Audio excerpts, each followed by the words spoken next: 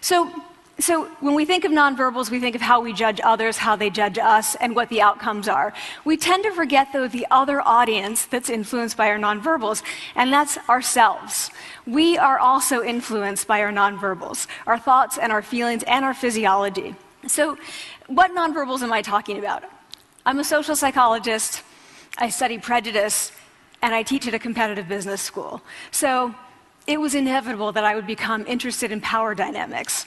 I became especially interested in nonverbal expressions of power and dominance. And what are nonverbal expressions of power and dominance? Well, this is what they are. So in the animal kingdom, they are about expanding. So you make yourself big, you stretch out, you take up space, you're basically opening up. It's about opening up. And this is true across the animal kingdom. It's not just limited to primates, and humans do the same thing. So they do this both when they have power sort of chronically, and also when they're feeling powerful in the moment. And this one is especially interesting because it really shows us how universal and old these expressions of power are.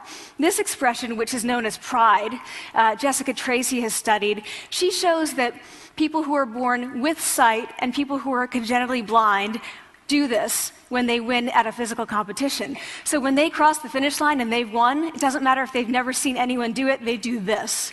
So the arms up in the V, the chin is slightly lifted. What do we do when we feel powerless? We do exactly the opposite. We close up, we wrap ourselves up, we make ourselves small. We don't want to bump into the person next to us. So again, both animals and humans do the same thing.